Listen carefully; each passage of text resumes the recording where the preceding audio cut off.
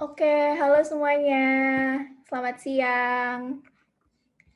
Selamat datang di breakout room FKKMK atau Fakultas Kedokteran, Kesehatan Masyarakat, dan Keperawatan. Nah, teman-teman pasti kalian semua ini kepo banget kan tentang FKKMK itu kayak gimana sih? Dan mungkin beberapa dari kalian atau mungkin mayoritas malah itu kepengen banget untuk masuk salah satu jurusan di FKKMK ini. Nah, perkenalkan dulu teman-teman, nama aku Trevana Sherilia yang di sini akan berperan sebagai moderator yang akan memandu acara kita pada siang hari ini. Nah, kalian juga pasti nggak sabar nih untuk ketemu sama kakak-kakak narasumber yang pastinya mereka tuh keren-keren banget gitu. Nah, boleh langsung aja Kak, boleh diperkenalkan siapa namanya dan juga dari prodi mana? Mulai dari siapa nih, Kak? Iya, boleh dari Kak Rian aja Kak. Oke, boleh. Halo, selamat siang teman-teman semua. Perkenalkan aku Rian, aku dari Kedokteran Reguler UGM Angkatan 2020. Salam kenal semuanya. Salam kenal. Yuk dilanjut, Fisna. Oh ya, aku lanjutin ya. Halo teman-teman semuanya, perkenalkan nama aku Vichna Putri dari Ilmu Keperawatan 2020. Salam kenal. Salam kenal juga. Ulan, silahkan. Halo teman-teman semua, perkenalkan namaku Wulan Maxima Dewi, biasa dipanggil Wulan dari Divisi Kesehatan FKKMK. Salam kenal. Salam kenal. Wah, keren-keren banget gak sih?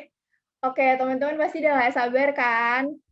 Sebelumnya aku mau jelasin dulu nih teknis dari breakout room kali ini. Nah, jadi nanti di dalam breakout room ini kita ada 2 sesi ya teman-teman. Yang pertama akan ada sesi presentasi dari kakak-kakak narasumber, terus setelah itu bakalan ada sesi tanya jawab. Sesi presentasi akan selama 25 menit dan sesi tanya jawab selama 15 menit. Dan teman-teman yang punya pertanyaan ketika nanti kakak-kakaknya presentasi, boleh langsung aja chat private chat ke aku dengan name pinterbareng_Trevana Sherilia. Harus private chat ya teman-teman. Oke, kita mulai aja ya. Buat teman-teman yang ada di sini, boleh tolong dikondisikan untuk selalu off mic dan juga kalau bisa on cam ya teman-teman. Silakan kakak-kakaknya presentasi. Oke, sebelumnya Assalamualaikum warahmatullahi wabarakatuh. Selamat siang lagi teman-teman. Kembali lagi ke aku, Rian, dari Kedokteran Reguler Universitas Gadjah Mada Angkatan 2020. Nah, pada kesempatan kali ini aku diberi amanah buat sedikit sharing nih terkait prodi kedokteran di Universitas Gadjah Mada itu kayak apa sih? Nah, mungkin kan banyak nih teman-teman yang di sini tuh minat banget ke program studi ini dan mungkin teman-teman juga pengen tahu lebih dalam terkait program ini. Silakan diikuti ya. Jadi ini merupakan kalimat pertamaku yang aku sampaikan ke teman-teman semua. Are you ready to be the next doctor? Apakah teman-teman di sini sudah siap semua buat menjadi seorang dokter?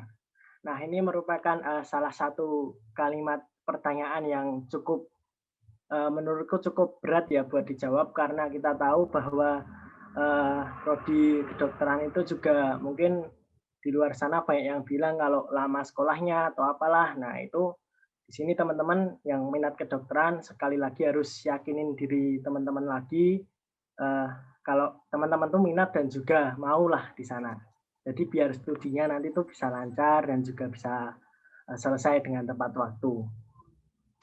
Tak lanjut aja. Nah, ini mungkin kalau teman-teman belum tahu, ini merupakan salah satu spot foto yang cukup menarik di Fakultas Kedokteran UGM ya teman-teman. Mungkin di sini Mbak Wulan, Mbak Fitsna maupun Mbak Sheryl ini juga pernah lah foto di sini. Dan aku dulu pas SMA juga aku menyempatkan foto di sini teman-teman. Dan ini merupakan salah satu motivasi terbesarku buat masuk ke kedokteran UGM.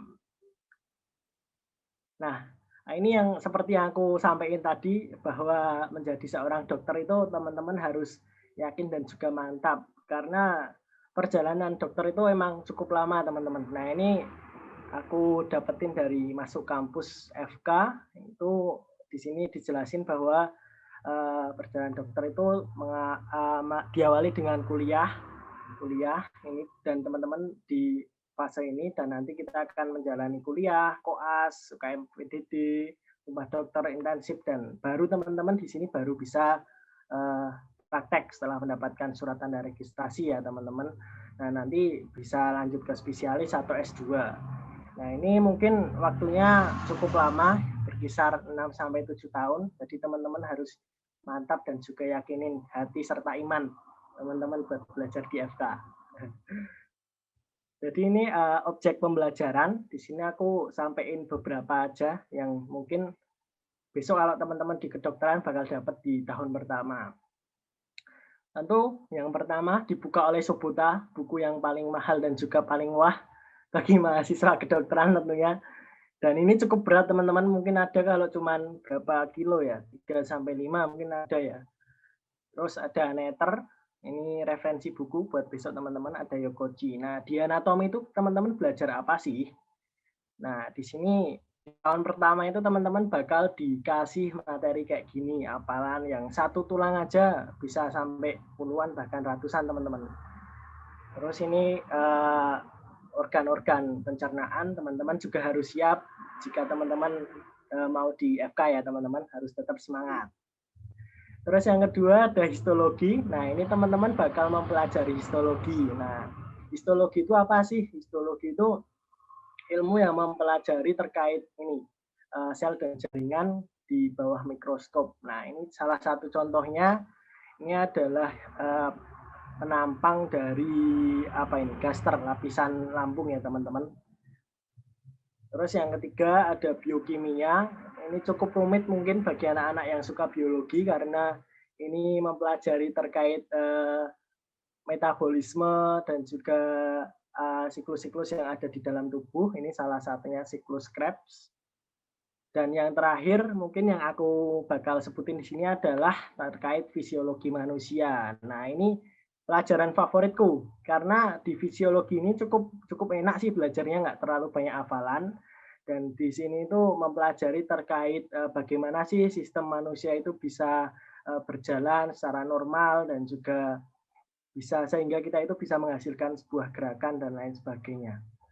Nah kalau di kedokteran sendiri ini fun fact aja, mungkin beda sama program studi yang lain. Di kedokteran itu ada namanya tutorial teman-teman. Nah itu di situ program itu nanti teman-teman mahasiswa kedokteran itu bakal diskusi sama dokter-dokternya. Nah di situ bahas suatu kasus. Contohnya aja misalnya kayak yang baru marak kayak gini kan COVID. Nah di situ kita bahas gimana sih COVID itu bisa menular, bisa dia tuh RNA apa DNA dan lain sebagainya. Itu cukup unik dan mungkin di semua kampus ada ya buat fakultas kedokterannya tutorial kayak gitu. Mungkin ada. Nah ini beberapa program ketika teman-teman pengen ambil spesialis yang ada di kedokteran UGM, itu contohnya aja ada ilmu kesehatan anak, ilmu bedah, ortopedi dan lain sebagainya. Dan ini ada lanjutannya, ada radiologi, kedokteran jiwa, penyakit saraf, dan lain sebagainya. Nah, mungkin kalau teman-teman pengen tahu lebih lanjut terkait kedokteran UGM, teman-teman bisa banget nih buka webnya di fk.ugm.ac.id. Di sana banyak banget info-info yang terkait kedokteran. Ini prospeknya, mungkin di luar sana banyak banget mahasiswa program studi yang lain tuh bilang kalau mahasiswa kedokteran itu besok cuma jadi seorang dokter dan bekerja di rumah sakit. Nah itu menurutku salah besar teman-teman, karena seorang dokter itu emang sih besok tuh bakal menjadi dokter. Tapi di sini ada berbagai pilihan, mungkin aja teman-teman banyak banget nih yang mengira dokter tuh nggak bisa jadi peneliti, tapi buktinya bisa teman-teman. Di Indonesia bahkan di luar negeri itu banyak banget peneliti dari seorang dokter. Dia itu menemukan hasil penelitian yang luar biasa di bidang kesehatan. Dan mungkin yang lain itu juga prospeknya bisa menjadi seorang dosen ya teman-teman tentu. Dan kita tahu sendiri alumni FK UGM, Dr. Tirta, beliau seorang dokter tapi juga pengusaha. Nah, dia buka sus and care ya teman-teman. Nah, itu juga salah satu prospek. Dan menurutku prospek itu bukan tergantung program studi apa yang teman-teman jalani, tetapi tergantung bagaimana teman-teman itu bisa berinovasi dan juga punya kemauan untuk mencari prospek apa yang tepat buat teman-teman. Nah ini misalnya teman-teman mau melihat lebih lanjut tentang Fakultas Kedokteran UGM, selain dari website mungkin juga bisa dari IG ataupun Twitter yaitu @fkkmk.ugm. Dan terakhir dari aku, salah satu quotes terbaikku dari kelas 12 SMA yang bikin aku semangat, yaitu do your best and let God do the rest. Jadi teman-teman di sini silahkan berusaha semaksimal mungkin dan serahkan hasil usaha teman-teman itu kepada Tuhan dan biarkan Tuhan itu menentukan apa yang terbaik buat teman-teman semua. Terima kasih, selamat siang. Assalamualaikum warahmatullahi wabarakatuh.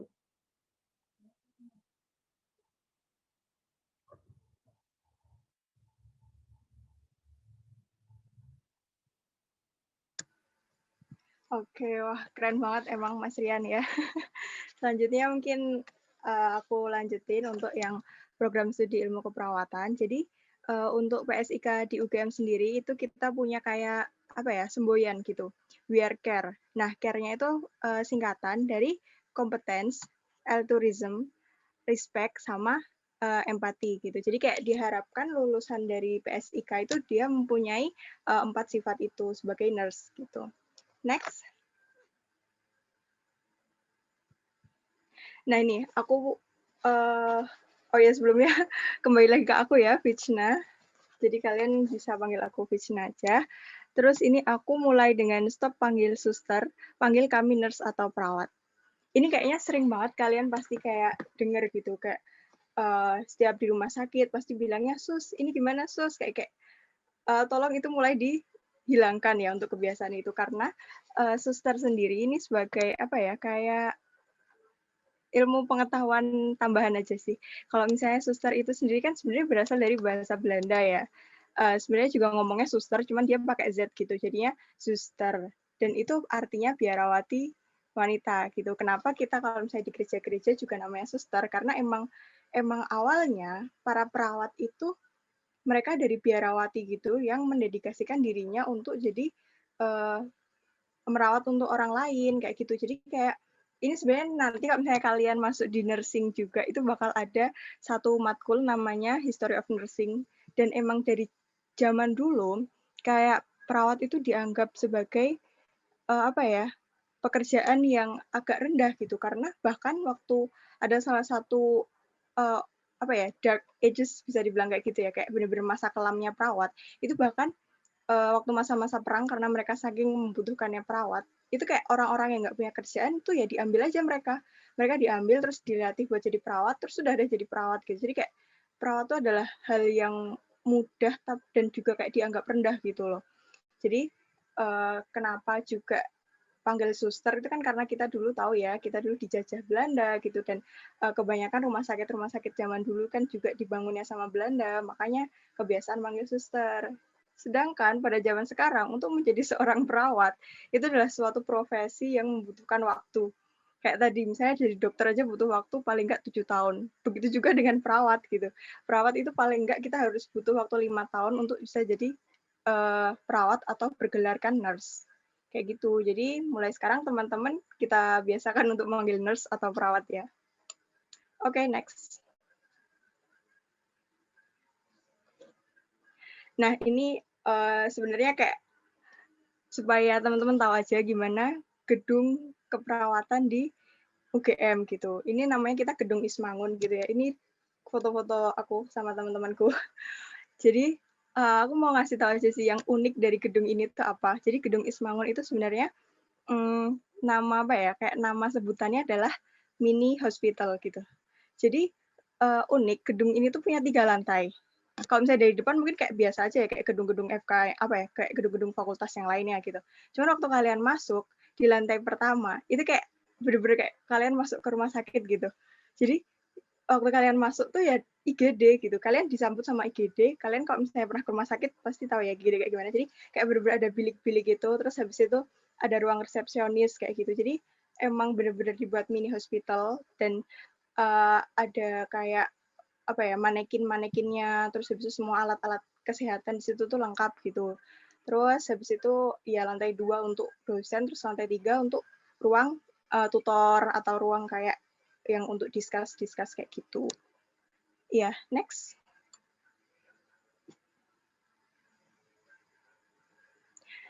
Kemudian untuk objek pembelajaran di prodi FKKM, prodi IK itu kayak gini guys.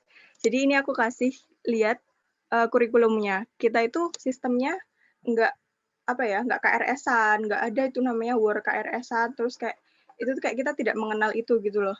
Karena kita tuh udah sistemnya blok, jadi semuanya udah dipaketin sama kampus. Jadi dalam 1 tahun year 1 ini kita ada 6 blok gitu. Terus habis itu kalau di PSIK sendiri penyebutan sebelumnya kakak. Kalau di PSIK sendiri penyebutan untuk bloknya itu kan beda. Kalau misalnya di kedokteran, setauku kayak A1, A2 gitu ya. Mungkin nanti bisa di cross check sama Kak Rian. Kalau misalnya di PSIK itu bloknya blok 1.1, 1.2 kayak gitu. Dan 1 itu kayak melambangkan tahun kalian gitu loh, kayak year 1. Nah, ini nanti kayak kita 1.1, 1.2 gitu. Nah, terus jadi kalau misalnya lucunya, bukan lucu ya, cuman kayak fun fact-nya aja gitu, kalau misalnya kita baru ngehubungin dosen gitu, kita bilangnya bukan, permisi Pak, saya Vichna dari PSIK tahun 2020 gitu. Nggak kayak gitu, cuman kayak saya Vichna dari blok 1.1 gitu. Jadi kayak yang disebutin itu bloknya gitu, karena dosen itu lebih paham ke blok daripada ke tahun gitu, biasanya sih gitu. Terus habis itu karena blok-blokan tadi aku mau bilang apa sih? Sama sih sebenarnya kayak kedokteran di PSIK sendiri juga ada tutor, jadi ada tutorial. Nah tapi beda. Kalau misalnya di PSIK itu ada 2 jenis. Yang pertama tutorial, yang kedua case study. Kalau yang tutorial itu lebih ke membahas tentang kasus-kasus yang general gitu, kayak misalnya kasus-kasus misalnya tentang ini student centered learning atau sama adult learning kayak gitu. Jadi kayak kasus-kasus yang lebih umum gitu. Sedangkan kalau yang untuk case study itu kayak kita benar-benar udah dikasih case, udah dikasih kasus tentang keperawatan gitu. Terus habis itu kita suruh nyelesain. Oh ya, dan ini nyambung ke buku yang aku taruh di sebelah jadwal. Jadi itu ada buku apa sih gitu. Itu ada 3 buku. Jadi itu ada Nanda, Nick, Nok. Nanda itu buku diagnosis, terus habis itu Nick itu intervensi, sama Nok itu outcomes. Jadi mungkin kalau kayak aku sih, aku baru tahu ini tuh setelah aku masuk nursing. Aku kirain selama ini perawat tuh ngapain sih, kayak paling cuman masang infus, Nancy, habis itu paling juga jadi cuman asisten dokter, cuman ngelakuin hal yang disuruh dokter, kayak gitu kan. Cuman ternyata nursing itu beda banget. Nurse itu punya diagnosis sendiri. Mereka ketika ada suatu gejala tentang klien atau pasien gitu tuh kita harus punya diagnosis sendiri, dan itu diagnosis keperawatan ya tentunya, bukan dokter. Beda sama dokter. Terus habis itu kita harus nentuin gimana cara nanganinnya, terus habis itu kayak hasilnya apa sih yang dipengenin, kayak gitu. Itu kayak kita harus punya daftarnya. Jadi buat anak nursing itu harus punya Nanda Niknok itu. Terus habis itu, oh ya, tentang pelajaran yang di nursing, ini yang aku juga kaget sih. Dan itu yang kenapa aku cocok sama aku, karena aku tuh orangnya bosenan, dan aku orangnya tuh pengen nyoba banyak hal gitu. Dan ternyata di nursing ini, kita tuh bener-bener nggak cuma belajar tentang medical, kita nggak cuma belajar tentang anatomi, histologi, terus habis itu fisiologi, itu nggak cuma tentang itu, karena di sini aku tuh bener-bener belajar psikologi juga, aku belajar antropologi, aku belajar habis itu kayak banyak banget tentang bahkan ilmu gizi juga kita belajar gitu. Jadi cocok banget buat kalian yang nggak saklek gitu loh orangnya, nggak kayak aku pengen tapi nggak pengen yang terlalu biologi, aku nggak pengen yang terlalu ini, aku nggak pengen, itu cocok banget sih. Ada kimia juga, jadi kayak dalam satu blok itu tuh bener-bener kalian bakal nyoba banyak hal gitu. Itu sih yang aku suka dari nursing yang ada di UGM tentunya. Terus juga untuk dosen jangan ditanya, itu keren-keren semua. Oke, next dulu deh.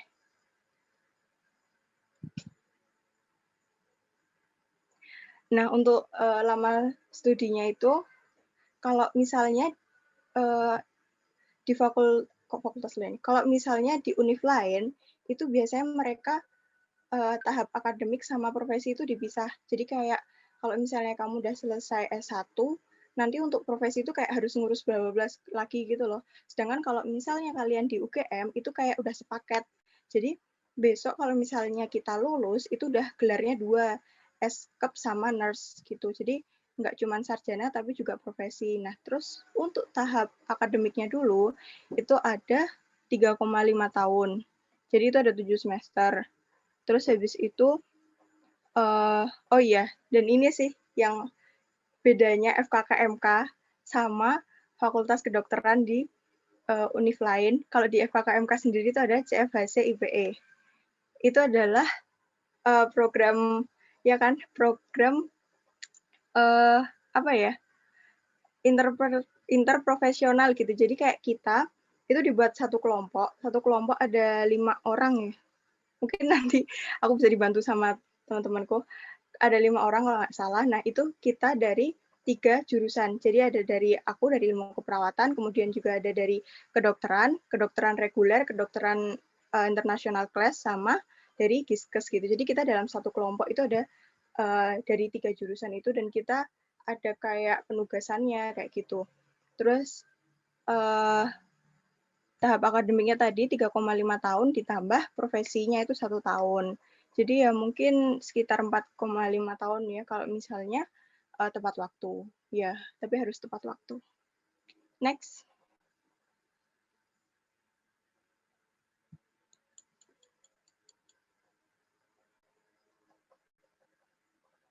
Nah, oh ya, terus ini untuk departemen di PSIK UGM sendiri itu ada 4, yaitu keperawatan dasar dan emergensi, keperawatan medikal bedah, keperawatan anak dan maternitas, sama keperawatan jiwa dan komunitas. Nah, ini tuh nanti ada di year 5. Ini waktu profesi nanti itu kita dibuat ada 1, 2, 3, 4, 5, 6. Ada 6 stase.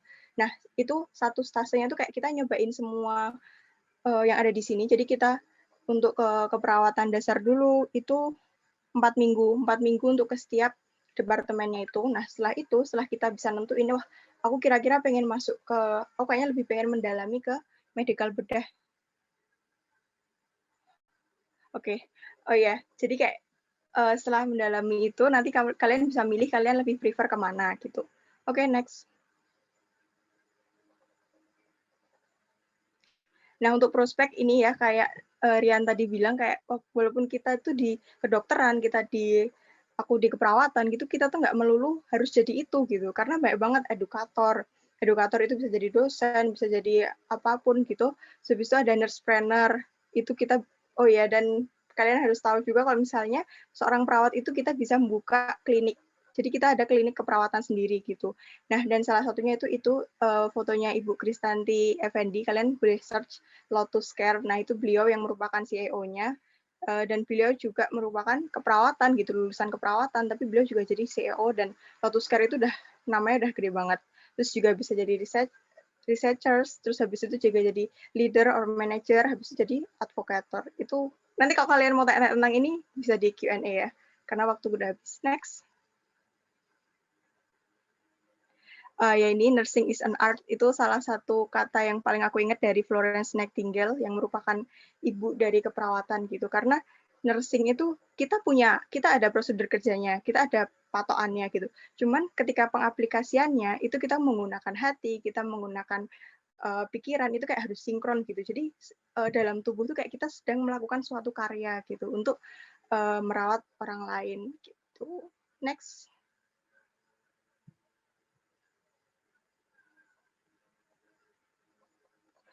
Oh ya, dan ini untuk kalau kalian mau lihat-lihat juga bisa ke YouTube-nya Nursing UGM, itu semuanya ada. Kayaknya juga ada beberapa pengetahuan-pengetahuan yang bisa kalian dapetin dari situ. Terus untuk IG juga keperawatan UGM punya sendiri. Terus kalian bisa cek IG-nya. Oke, kayaknya itu dulu dari aku. Sekian. Terima kasih. Mungkin kalian nanti bisa tanya-tanya ke saat sesi tanya jawab. Oke. Silakan dilanjutkan. Wah, keren banget ya tadi yang ngisi Mbak Bitsna sama Mas Rian. Dan sekarang selanjutnya aku bakalan jelasin tentang gizi kesehatan. Untuk di slide yang pertama ini bisa dibacakan Himagika, Himpunan Mahasiswa Gizi Kesehatan.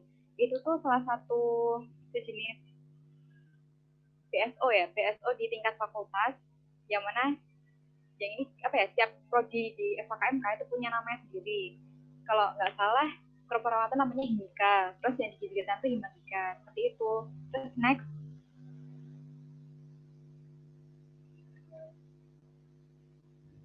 Nah, ini mungkin teman-teman kalau belum pernah lihat gedungnya gizi kesehatan, bisa lihat foto. Memang gedungnya nggak sebagus milik kedokteran sama keperawatan, kayak sederhana gitu ya. Terus kalau misal teman-teman nggak tahu Farmaku itu gimana sih, itu ini lebih tepatnya tuh gedung gizi kesehatan itu letaknya di depan persis Rumah Sakit Sarjito. Jadi teman-teman bisa banget kalau mau main ke sana. Terus lanjut. Sekarang objek pembelajaran. Di PPT ini sudah tertera ya mata kuliah semester 1 buat gambaran kalian. Ada Pancasila, kewarganegaraan, agama, bahasa Indonesia, matematika, anatomi, biosel, kimia gizi, gizi dasar, ilmu bahan makanan, apalagi CFHC. Yang dijelasin Mbak Fitna tadi ini, CFHC IPE. Lalu objek pembelajarannya itu berupa ya bahan makanan, terus kimia. Jadi apa ya? Jadi gizi kesehatan itu malah nggak ada fisikanya sama sekali, bahkan sedikit mungkin materinya cuma apa ya, termodinamika, dan itu yang masuk di semester awal doang, dan yang lainnya tuh nggak bakal kepake gitu. Jadi lebih prefer ke biologi sama kimia. Mungkin teman-teman bisa kayak bukunya tuh kayak gini, gizi dasar sama ilmu bahan makanan. Mungkin bukunya emang nggak semahal buku-buku kedokteran ya, mungkin standar, tapi memang kebanyakan buku gizi kesehatan itu bahasa Inggris. Next.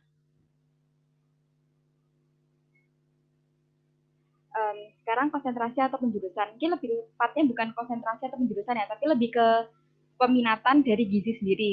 Dan secara garis besar, gizi itu ada 4, yaitu gizi masyarakat, gizi klinik, gizi olahraga, dan gizi kerja. Nah, gizi masyarakat itu apa sih? Gizi masyarakat adalah mempelajari hubungan antar ilmu gizi dan manusia dan kesehatan masyarakat. Yang gizi masyarakat ini itu tuh apa ya? Deket banget sama ilmu sosio budaya gizi. Lalu yang kedua adalah gizi klinik. Gizi klinik adalah ilmu yang mempelajari hubungan antara makanan dan kandungan nutrisi di dalamnya dengan kesehatan dan penyakit terkait gizi serta kondisi medis. Lalu yang ketiga adalah gizi olahraga. Hubungan antara pengelolaan makanan dengan kinerja fisik atau olahraga. Jadi mungkin kalau teman-teman tertarik jadi gizi olahraga ya, mungkin kalian bisa berhubungan sama orang-orang yang atlet gitu. Terus gizi kerja. Gizi kerja itu mirip seperti gizi masyarakat, mepet-mepet gitu ya. Tapi ini lebih ke kinerjanya. Jadi masih lebih ke khusus lagi. Oke, next.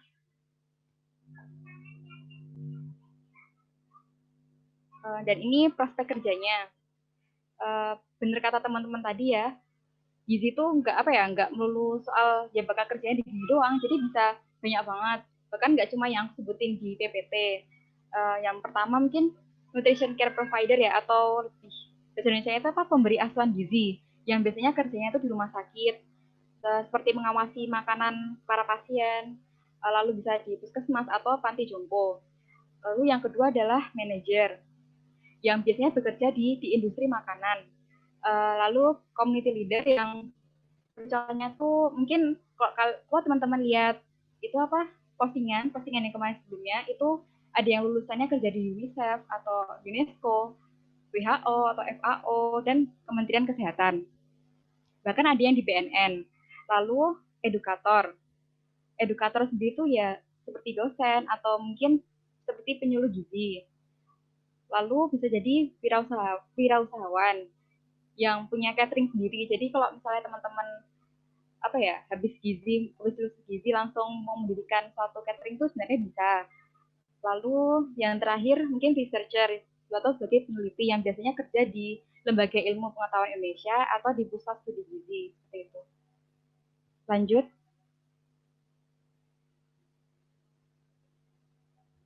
Mungkin ini ya kesan-pesannya. Mungkin selama semester 1, kesan-pesannya itu ya kelasnya itu seperti jadi chef, lalu mendadak jadi dokter karena yang sudah saya jelasin sebelumnya. Yang gambaran tentang mata kuliahnya itu ya seperti itu, kayak ada yang praktikumnya masak-masak, terus ada juga yang anatomi tadi seperti yang Mas Rian jelaskan sebelumnya, ada anatomi seperti itu. Mungkin itu saja yang bisa saya jelaskan. Saya berikan ke moderator. Oke, terima kasih kakak-kakak. Gimana teman-teman, keren banget nggak sih?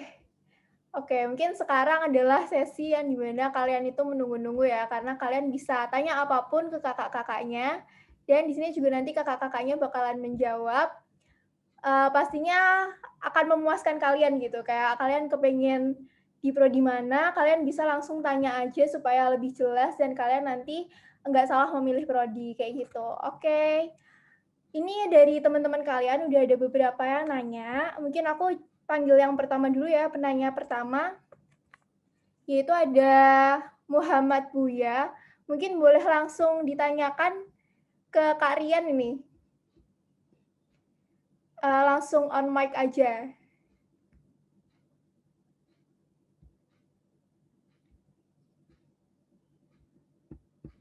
Halo Muhammad Buya. Kedengeran enggak?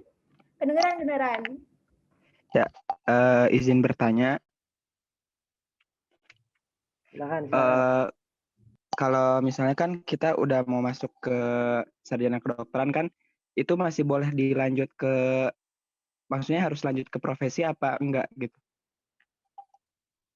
Nah, kan kalau misalnya boleh nih, kita udah dapat gelar sarjana kedokteran, itu tuh harus lanjut profesi atau enggak.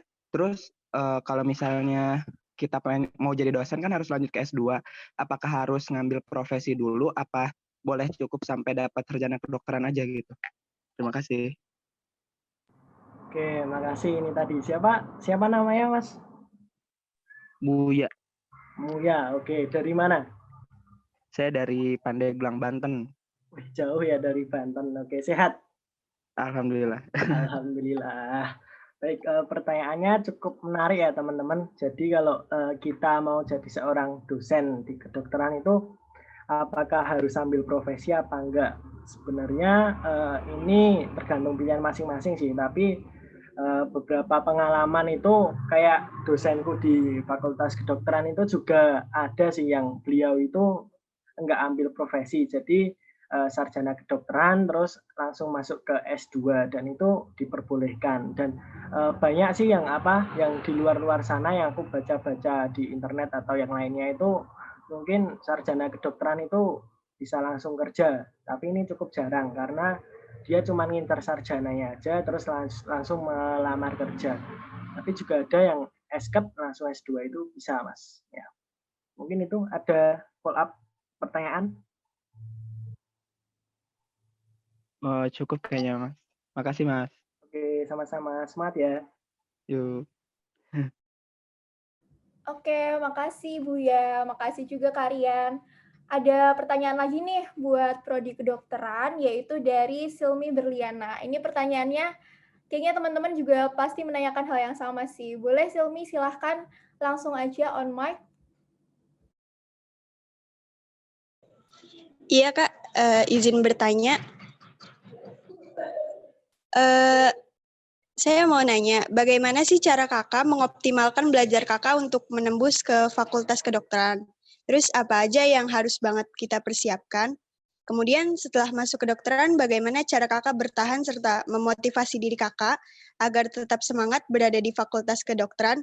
Dan bagaimana juga sih kehidupan di FK, mengingat bahwa banyak banget hal yang harus dipelajari di FK, serta rentang waktu yang lumayan lama. Terima kasih, Kak. Mantap. Panjang banget. Ini cukup bagus. Tadi yang pertama ini ya, cara mengoptimalkan belajar sehingga bisa nembus di FK. Nah, ini sebenarnya tergantung ke setiap individu masing-masing sih teman-teman. Kalau aku dulu itu teknikku itu sebenarnya Yang pertama itu adalah manajemen waktu yang baik, teman-teman. Jadi teman-teman di sini ketika teman-teman punya keinginan dan juga punya sesuatu yang ingin diraih, itu teman-teman harus memanage waktu. Jadi dengan memanage waktu, itu nanti teman-teman bakal bisa belajar dengan maksimal dan juga tentunya tidak ketinggalan buat berorganisasi dan lain sebagainya. Tapi juga selain manage waktu, di sini teman-teman juga harus nemuin apa sih yang menjadi salah satu motivasi teman-teman buat memperjuangin FK ya, di sini konteksnya. Jadi teman-teman harus memotivasi diri teman-teman sendiri dan juga menemukan motivasi yang itu tuh buat teman-teman itu pengen lebih effortnya tuh pengen ditambah terus. Jadi itu tadi time management dan juga nemuin motivasi diri. Tadi yang kedua apa? Halo? Tadi yang kedua apa teman-teman, agak lupa ya. Cara bertahan atau apa ya? Cara bertahan kelihatannya. Kelihatannya cara bertahan dan juga cara survive di FK. Jadi kita tahu ya kalau FK itu emang dinamain dengan fakultas yang paling sibuk dan juga paling berat. Nah, di sini teman-teman juga harus survive karena itu merupakan pilihan dari teman-teman sendiri. Kalau dari aku sendiri, cara survive-ku, ketika aku lelah dan juga ketika aku merasa menyerah, nah ini aku balik lagi. Kenapa sih aku tuh dulu tuh milih ke fakultas ini? Kenapa aku nggak dulu milih yang fakultas yang lain yang mungkin lebih slow dan lain sebagainya. Nah kayak gitu ketika kita kelas balik kayak gitu itu bakal bikin kita itu lebih mengerti dan juga bersemangat karena ini juga pilihanmu. Kita juga harus menyelesaikan tanggung jawab karena kita juga sebagai manusia itu harus bertanggung jawab terhadap apa yang kita pilih, teman-teman. Jadi kayak gitu. Terus tadi yang pertanyaan ketiga itu kayak kehidupan di kedokteran ya, karena banyak banget yang harus dipelajari dan juga waktunya cukup lama. Nah ini sebenarnya balik lagi ke pribadi masing-masing. Kalau menurutku yang dipelajari cukup banyak itu emang benar dan juga di sini event-eventnya itu juga cukup banyak. Jadi jangan khawatir dan juga jangan mengecap kalau kedokteran itu nggak bisa event karena kedokteran itu cukup banyak eventnya dan di sini kehidupan di kedokteran teman-teman lagi-lagi harus time management yang baik, teman-teman. Ketika teman-teman bisa time management yang baik dan juga menemukan bagaimana sih cara yang belajar efektif buat teman-teman masing-masing ketika teman-teman belajar di kedokteran. Nah, itu harus ditentuin terlebih dahulu. Nah, setelah teman-teman tahu cara belajar efektif, nantinya teman-teman bakal lebih enak buat survive dan juga bertahan di FK dengan waktu yang cukup lama dan juga tentunya apa yang harus dipelajari itu cukup banyak. Nah, mungkin itu dulu yang dari aku, nanti bisa tak tambahin lagi. Ada follow up pertanyaan nggak ya? Cukup jelas, Kak. Terima kasih. Baik, semangat ya. Iya, Kak. Kamu dari mana? Saya Silmi dari Jakarta. Oke, semangat. Iya, Kak. Oke, terima kasih Kak Rian. Sekarang kita lanjut ya, mungkin aku aja yang bacain pertanyaannya supaya waktunya juga lebih singkat. Mau tanya dulu nih ke Kak Wulan. Yang pertama, dari Nur Laila, apa aja suka dukanya kuliah di jurusan ilmu gizi? Dan juga dari Hayina, mengenai sistem KRS di Giskes itu kayak gimana? Apakah paketan atau enggak? Terus kayak ada uang gedungnya atau enggak? Kayak gitu. Terima kasih. Terima kasih ya atas pertanyaannya. Pertanyaannya bagus dan aku pengen jawab yang pertama dulu. Gimana tadi ya rasanya kesannya buat di gizi gitu. Jujur awalnya tuh aku nggak milih gizi, jadi sebenarnya nggak tertarik gizi, kayak nggak nyentuh sama sekali gizi kayak gimana. Jadi kalau awal-awal masuk tuh yang kaget karena aku pikir pelajarannya cuman kayak ya gizi, seputar gizi gitu kan, nggak bakal pelajari masalah anatomi atau nyentuh kedokteran gitu kan. Tapi ternyata banyak, bahkan biologinya pun lebih kompleks, bahkan banyak praktikumnya juga. Bahkan praktikumnya tuh nggak hanya berapa lembar ya, nggak cuma 18 lembar, tapi bahkan sampai 50-an lembar dan segala macam, dan yang diuji nggak cuma satu makanan gitu kan. Lalu waktu di semester 1 juga rasanya ya kayak di kedokteran gitu, ngafalin anatomi, terus apa ya, kayak benar-benar harus sedia gambar, harus ngafalin tengkorak dan segala macam gitu kan bagian-bagiannya. Terus harus tahu lambung tuh buat apa, pankreas buat apa dan segala macam gitu. Lalu rasanya tuh ya jadi chef gitu, kayak apa ya, di praktikum tuh ada yang masak juga, mungkin kayak masak yang simple gitu ya, kayak telur atau mungkin bikin teh atau kayak cari-cari kopi terus ditumbuk sendiri, buat kopi sendiri gitu. Jadi lebih kayak gitu sih.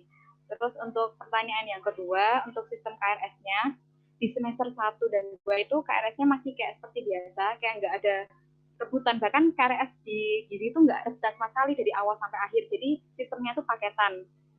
Jadi jangan khawatir ya kalau mau rebutan itu kalian bakal dapat gitu ya, jadi karena sistemnya paketan. Terus kalau di gizi itu nggak ada selebih ini, sejauh ini tuh nggak ada sistem ujiannya tuh blok, tapi lebih ke UAS sama UAS, sama kayak kalian kalau ujian di SMA gitu.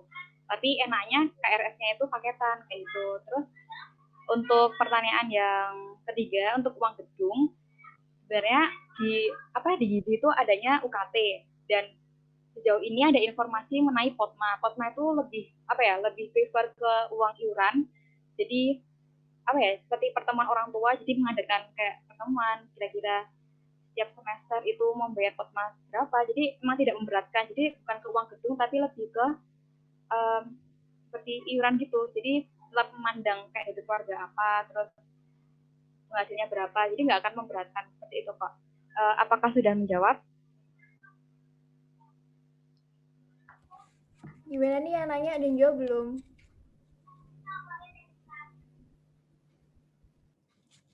Untuk Nur Laila dan Hayina, apakah sudah puas dengan jawabannya?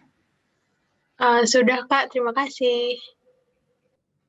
Oke, terima kasih. Bentar ya, ini kita mau nanyain tentang FIK nih, tapi Kak Fitch nanya tadi sempat keluar. Oke, udah balik lagi.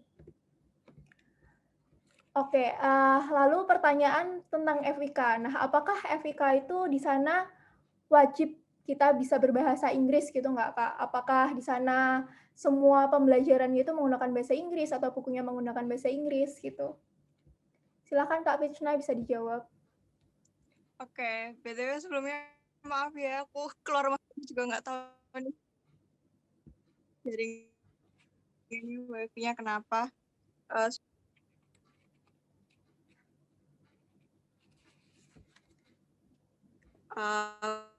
Oke. Fitchna putus-putus, Fitch. Bisa didengar kan suaraku? Sekarang bisa. Udah belum? Udah. Oke, aku izin jawab ya untuk pertanyaannya. Di PSIK sendiri sebenarnya nggak harus bisa bahasa Inggris, karena nanti di tahun kedua kita juga bakal ada matkul bahasa Inggris gitu. Jadi nggak perlu khawatir kalian yang kayak ngerasa misalnya bahasa Inggrisku pas-pasan nih, itu nggak apa-apa, karena pasti bakal, kalau misalnya ada bahasa Inggris pun nanti bakal ada bahasa Indonesianya gitu loh, jadi pasti bakal paham ya. Walaupun kadang kalau misalnya kita baca paper atau textbook itu kan emang kayaknya nggak cuma di BSIK, kayaknya di FKKMK juga, atau mungkin bahkan di UGM itu pasti kebanyakan search-nya dari bahasa Inggris gitu kan. Jadi ya mungkin itu ya emang awal-awal emang nggak susah, aku pun juga ngerasa gitu, tapi nanti setelah itu bakal kebiasaan, jadi nggak perlu khawatir kok. Gitu mungkin, semoga menjawab ya. Oke, terima kasih Fitchna. Teman-teman, ini karena breakout room-nya udah mau habis, jadi terima kasih banyak ya teman-teman. Nanti kalian bakalan masuk ke main room lagi, dan jangan kemana-mana dulu karena masih ada sesi 2. Oke, boleh silahkan kembali ke breakout room.